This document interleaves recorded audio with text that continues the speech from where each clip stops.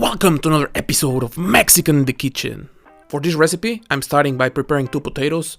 These potatoes, I'm just going to wash, I'm going to scrub them really well, make sure all the dirt is gone.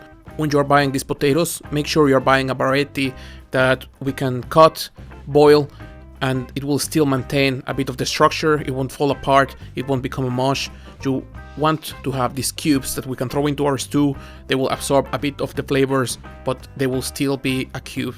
Now that we have washed the potatoes, we can peel them if you want.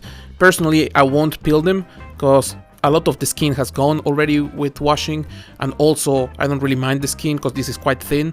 We also need to cut the potatoes, and you can go with perfect cubes.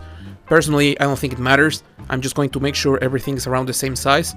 That way we make sure that everything will cook evenly. Once I'm done cutting my potatoes, I just have a pot on the stove. It's boiling already. It's on a 3 or 4 out of 6, so medium high fire. I added some salt and I'm going to add my potatoes there. Once our potatoes are in there, we're going to wait for about 10 minutes. After that, we can check the texture with a fork. If they are ready, then we can take them out. If they need some more time, we can check them every couple minutes until they're soft enough. They should be soft, but still a bit firm.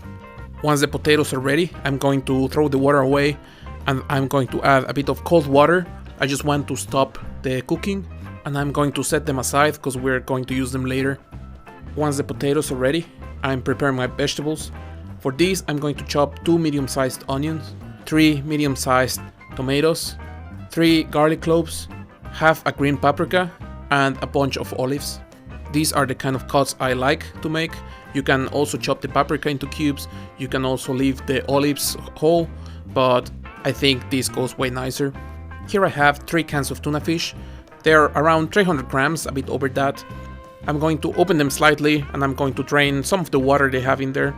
Once I'm done with that, I'm going to set them aside because we're just preparing everything we need.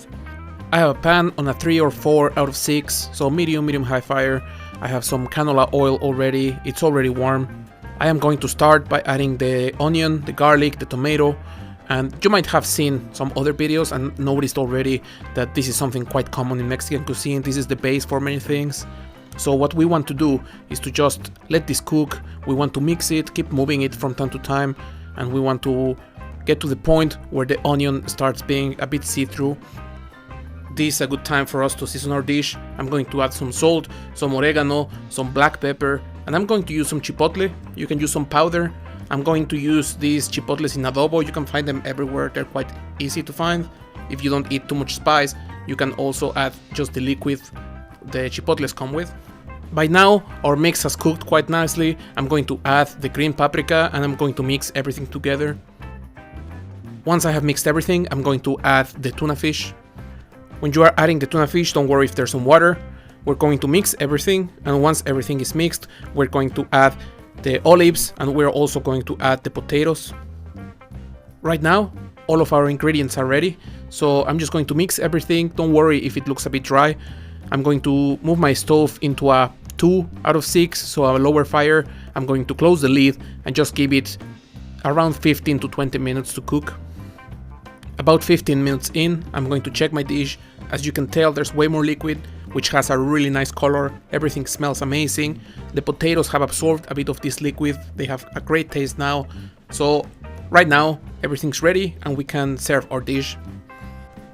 I really like this tuna fish in a sandwich, but I'm going to serve this with some white rice because that's very common in Mexico as a side dish for seafood. This is how I make this tuna fish recipe.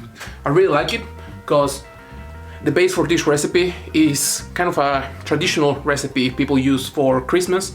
They make bacalao, and it's a bit of a recipe that has mixed with Spanish traditions, Mexican traditions. It became a thing, but I don't love bacalao because it's too salty, too strong of a fish flavor. So this recipe is quite nice because it has all those flavors. It's really nice, but tuna fish is a bit more subtle. It's not so strong. It's also a really cheap recipe to make.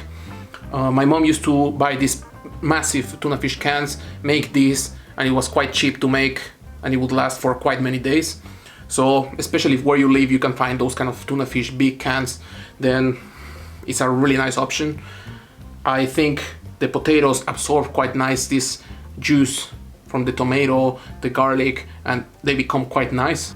The rice makes a really good side dish because it will absorb a lot of this liquid. It mixes quite nice. I think it's a really nice option.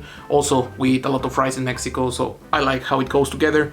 I hope you liked the recipe. I hope you try it at home. Press like, subscribe, activate the bell, all those kind of things, and see you in the next one.